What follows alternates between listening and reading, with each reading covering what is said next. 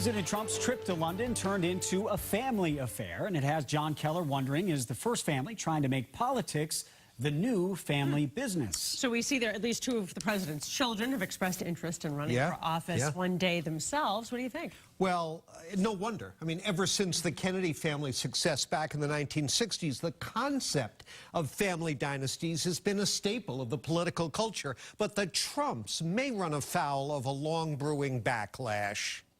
The president in London with family in tow. Ivanka, Don Jr., and Eric, evoking memories of another famous family's visit 81 years ago. The first detachment of the clan Kennedy arrives. At Plymouth, 5 of the 9 children of the American ambassador reach England with Mrs. Kennedy. Joseph P. Kennedy's young family were a hit with the British back then. The Trump family, not so much. Ivanka was roundly booed by Londoners when she appeared in public earlier today. And back home, her negative ratings are double her positives.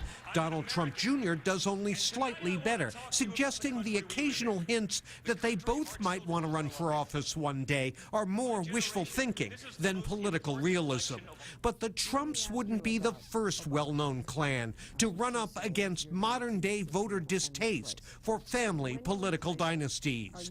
As far back as Hillary Clinton's failed bid for the 2008 Democratic nomination, polls showed growing fatigue with the Clintons and the Bushes. Please clap. A phenomenon that helped kill Jeb Bush's 2016 run.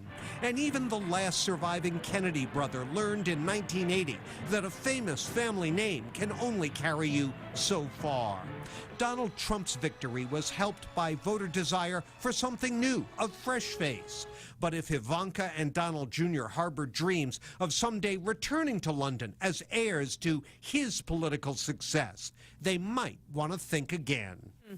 We were saying even the late Barbara Bush said, I think America's had enough Bushes, had enough Clintons. She really didn't see the dynasty as a something to aspire to. Well, you know, she wasn't the only one who was sick of it, as the voters indicated last time around. And, you know, that was such a different time when the Kennedy myth, if you will, was built with the compliance of the media and so forth.